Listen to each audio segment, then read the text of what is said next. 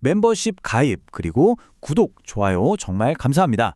자, 지금부터는 제가 꽤 오랫동안 추적하고 또 종합해온 하나의 거대한 설계, 이 거대한 전환에 대한 이야기를 시작해볼까 합니다.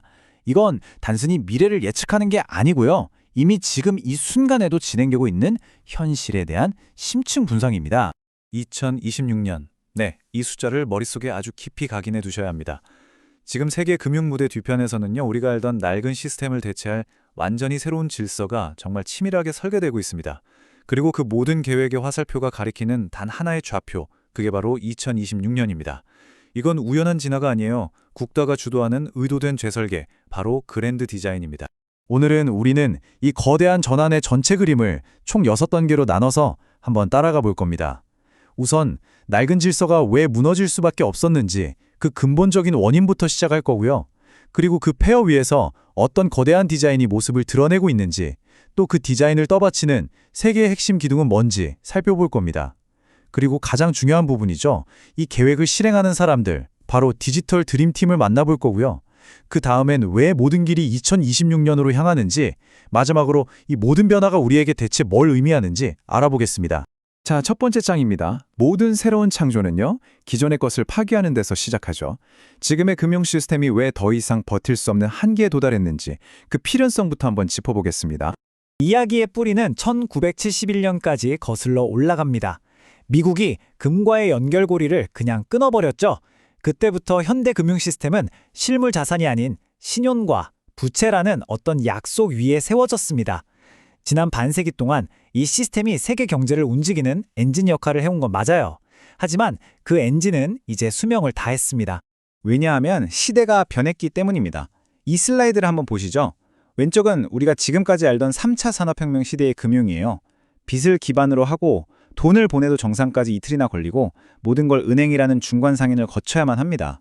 근데 오른쪽, 인공지능과 데이터가 세상을 움직이는 4차 산업혁명 시대는 뭘 요구할까요? 신용이 아니라 검증 가능한 진실을 기반으로 하고 모든 게 눈 깜짝할 사이에 처리되고 중개자 없이 코드로 모든 걸 직접 통제할 수 있는 그런 금융을 원합니다. 이 둘 사이에 어마어마한 간극이 보이죠? 이게 바로 시스템 붕괴의 진짜 원인이었던 겁니다. 그리고 그 균열이 현실 세계에서 뻥 하고 터져버린 사건이 바로 2023년 실리콘밸리 은행 SVB의 붕괴였습니다. 이게 그냥 은행 하나 무너진 게 아니었어요. 진짜 문제는 그 다음에 터졌습니다. 준비금 일부를 SVB에 뒀던 세계 2위 스테이블 코인 USDC가 1달러 가치를 잃는 디패깅 사태가 일어난 거죠. 디지털 자산 경제의 심장이 낡은 은행 시스템에 의존하는 게 얼마나 치명적인지를 모두가 목격한 바로 그 순간이었습니다. 여기서 정책을 만드는 사람들은 아주 명확하고도 섬뜩한 교훈을 얻게 됩니다. 디지털 자산의 가치를 민간 상업은행의 대차대조표에 연동시키는 것은 위험하다. 바로 이 한 문장. 이게 바로 연방준비제도가 직접 칼을 빼들고 새로운 판을 짤 수밖에 없었던 이유, 즉 그랜드 디자인의 공식적인 출발 신호판이 된 겁니다. 자, 이제 이야기의 핵심으로 들어가 보겠습니다. 우리가 지난 몇 년간 봤던 시장의 혼란과 규제는요, 단순한 사고가 아니었습니다. 그건 낡고 위험한 건물을 허물고 새로운 빌딩을 짓기 위한 아주 철저하게 계획된 철거 작업이었던 거죠. 2023년부터 이어진 암호화폐에 대한 강력한 규제, 소위 오퍼레이션 초크 포인트 2.0은 산업 전체를 그냥 질식시키는 것처럼 보였죠. 하지만 시간이 지나고 보니까 그 본질은 다른 데 있었습니다. 이건 기준 미달의 부실한 플레이어들, 규제를 따르지 않는 위험한 행위자들을 시장에서 완전히 퇴출시켜서 무대를 깨끗하게 정리하는 그레이트 퍼지, 즉 대숙청 작업이었던 겁니다. 목표는 처음부터 아주 명확했습니다. 낡은 부채 기반 시스템을 역사 속으로 격리시키고 중개자의 신용이라는 안개 위가 아니라 검증 가능한 데이터와 자산이라는 단단한 안반 위에 새로운 금융 운영체제 OS를 설치할 땅을 고르는 작업이었죠. 신뢰가 필요 없는 오직 검증만이 존재하는 시스템을 위한 정지 작업이었습니다. 그렇다면 이 새로운 금융 OS는 구체적으로 어떻게 만들어지고 있을까요? 지금부터 그 거대한 구조물을 떠받치는 세 개의 기둥을 하나씩 살펴보겠습니다. 이 세 기둥이 어떻게 서로 맞물려서 돌아가는지 이해하는 게 정말 중요합니다. 새로운 질서의 청사진은 딱 이 세 단계로 요약됩니다. 첫째, 돈이 흐르는 고속도로, 그러니까 레일을 국가가 직접 통제한다. 둘째, 그 고속도로 위에서 지켜야 할 교통법규, 즉 코드를 법으로 명확하게 만든다. 마지막으로 그 고속도로를 이용할 수 있는 운전자의 자격을 심사하는 필터를 통해서 시장을 깨끗하게 정화한다. 인프라, 법, 그리고 참여자, 딱 이 세 가지입니다. 첫 번째 기둥은 레일, 바로 인프라의 국유화입니다. 쉽게 말해서 돈이 오가는 고속도로의 소유권을 민간 은행들 손에서 뺏어서 국가, 즉 연준이 직접 관리하겠다는 선언이에요. 이걸 위한 두 가지 핵심 무기가 있습니다. 바로 패드나우와 스키니 마스터 개정입니다. 패드나우는 연준이 만든 24시간 잠들지 않는 실시간 결제 고속도로고요. 스키니 마스터 개정은 뭐냐? 이건 핀테크나 스테이블코인 발행사 같은 비은행 기관들한테 이 고속도로로 바로 들어올 수 있게 내주는 하이패스 같은 겁니다. 이 둘이 결합되면 어떤 일이 벌어질까요? 결제 과정에서 상업은행이 설 자리가 그냥 사라져 버리는 겁니다. 돈의 흐름이 완전히 연준의 통제하에 놓이게 되는 거죠. 이게 그냥 이론이 아니라는 결정적인 증거, 바로 스모킹건이 있습니다.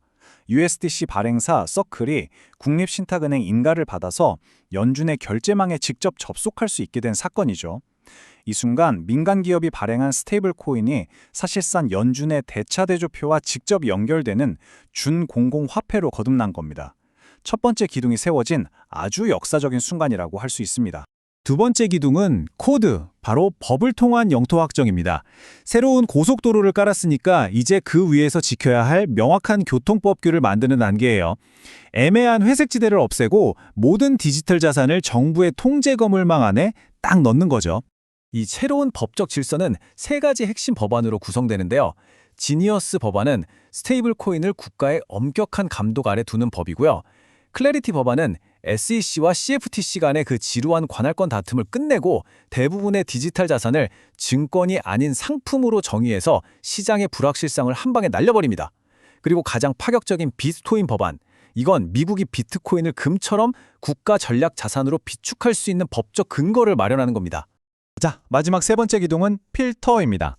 고속도로가 있고 교통법규도 생겼으면 이제 누가 운전대를 잡을 수 있는지 결정해야겠죠? 목표는 명확해요. 익명성을 완전히 제거하고 모든 거래를 투명하게 만들어서 오직 허가된 참여자들만 활동할 수 있는 화이트리스트 시스템을 만드는 겁니다. 그럼 이 거대한 필터링이 어떻게 가능할까요? 바로 데이터 분석 기업 팔란티어가 그 기술적인 두뇌 역할을 합니다. 팔란티어의 파운드리 플랫폼은요, 흩어져 있는 블록체인 데이터와 은행 데이터를 실시간으로 하나로 모아서 분석해요. 사실상 금융 시스템 전체를 감시하는 진실의 원장이 되는 셈이죠. 규제 당국은 이걸 통해서 자금의 흐름을 정말 손바닥 보듯 들여다볼 수 있게 되는 겁니다. 지금까지 우리는 시스템의 구조를 살펴봤습니다. 하지만 시스템은 저절로 움직이지 않죠. 이제부터가 이 이야기의 진짜 심장부라고 할 수 있습니다. 이 거대한 계획을 실제로 움직이는 사람들, 보이지 않는 곳에서 미래를 설계하는 핵심 인물들을 만나보겠습니다. 바로 디지털 드림팀입니다. 바로 이 사람들입니다. 연준의 크리스토퍼 월러. 이 사람은 스키니 마스터 개정이라는 아이디어로 인프라 혁명의 판을 깐 학자 출신 정책가고요. CFTC의 마이클 셀리그는 처벌이 아니라 명확한 가이드라인을 제시하는 원칙 기반 규제로 법적 토대를 다지는 인물이죠. 그리고 백악관의 데이비드 삭스. 이 사람은 페이팔 창업 멤버, 즉 페이팔 마피아 출신으로 디지털 금융 시스템을 밑바닥부터 만들어 본 경험이 있는 마스터 전략가입니다. 마지막으로 SEC의 폴 애킨스는 낡은 증권법의 틀에 갇히지 말고 혁신을 수용해야 한다고 주장하는 내부의 목소리죠. 이들이 각자의 위치에서 톱니바퀴처럼 완벽하게 맞물려서 그랜드 디자인을 실행하고 있는 겁니다. 이 드림팀의 생각을 가장 잘 보여주는 말이 바로 연준 이사 크리스토퍼 월러의 이 한마디입니다. 우리는 파괴적 혁신을 수용해야 합니다. 이건 변화를 두려워하면서 막는 게 아니라 오히려 그 파괴의 힘을 국가의 통제 아래 둬서 새로운 질서를 창조하겠다는 아주 강력한 의지의 표현인 거죠. CFTC 위원장 마이클 셀리그의 이 말은요, 하나의 시대를 마감하고 새로운 시대를 여는 선언과도 같습니다. 과거처럼 소송이나 벌금으로 시장을 억누르는 방식은 이제 끝났다는 겁니다. 대신 명확한 규칙을 제시해서 산업을 국가가 원하는 방향으로 이끌겠다, 이겁니다. 혼돈의 시대가 끝나고 질서의 시대가 왔음을 알리는 신호탄이죠. 자, 드디어 이야기의 클라이맥스에 도달했습니다. 왜 이 모든 계획의 타임라인이 마치 자석처럼 정확히 2026년에 수렴하는 걸까요? 왜 2025년도 아니고 2027년도 아니고 하필 2026년이 새로운 시대의 원년이 될 수밖에 없는지 그 필연적인 이유들을 한번 파헤쳐 보겠습니다. 질문은 아주 간단하죠. 도대체 왜 2026년일까요? 이 타임라인을 보시면 모든 게 명확해집니다. 2026년 1월 새로운 디지털 금융의 법적 뼈대가 될 법안들이 전면 시행에 들어가고요. 5월에는 현 연준 의장의 임기가 끝나서 이 새로운 시스템을 이끌 새 리더를 세울 수 있는 정치적 기회가 열립니다. 4분기에는 이 모든 것의 핵심 인프라인 스키니 마스터 계정 시스템이 공식적으로 문을 열죠. 여기에 전 세계 금융기관이 소통하는 언어를 통일하는 작업, 바로 ISO 2022로의 전환도 2026년에 마무리됩니다.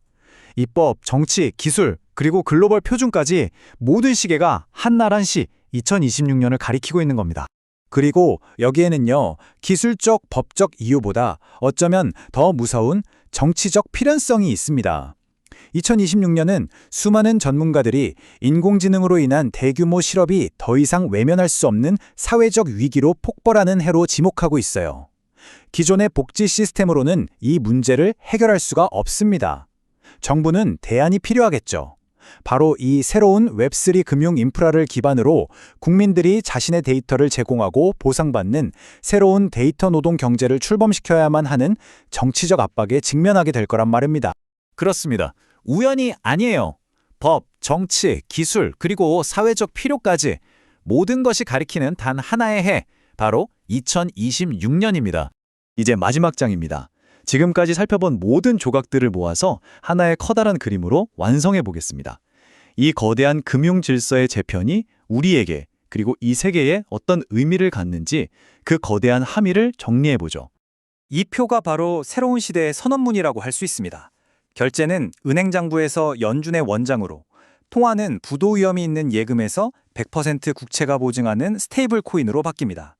자산의 성격은 애매모호한 증권에서 명확한 소유권을 갖는 상품으로, 시장 감시는 사고가 터진 뒤에나 하는 사후 보고에서 모든 것을 실시간으로 들여다보는 감시 체제로 전환됩니다. 심지어 국가의 가치 저장 수단마저 달러와 국채에 더해서 비트코인이라는 전략적 자산이 추가돼요. 이건 부분적인 개선이 아닙니다. 시스템의 모든 계층이 뿌리부터 바뀌는 완전한 패러다임의 전환인 거죠. 시야를 더 넓혀보면요, 이건 21세기 패권을 건 거대한 지정학적 게임입니다. 중국이 디지털 위안화로 정면으로 도전해오는 상황에서 미국은 기술적으로 가장 진보하고 투명하고 강력한 디지털 달러 시스템을 구축함으로써 토큰화된 세상에서도 달러 패권을 굳건히 하려는 국가적 마스터 플랜인 셈입니다. 결국 이 모든 변화는 하나의 문장으로 요약할 수 있습니다. 법과 질서가 없던 암호화폐의 서부 개척 시대는 공식적으로 막을 내렸습니다. 그리고 이제 웹 3.0 기술이 소수의 투기 자산이 아니라 국가 경제와 안보의 핵심을 이루는 국가 인프라의 시대가 시작되는 겁니다. 그리고 2026년은 바로 그 새로운 시대의 원년이 될 것입니다. 하지만 이 거대한 전환의 끝에서 우리는 스스로에게 한 가지 질문을 던져야만 합니다. 모든 것이 기록되고 모든 거래가 투명하며 완벽하게 효율적인 이 새로운 금융 질서 속에서 과연 통제받지 않는 개인의 자유는 어디에 존재하게 될까요?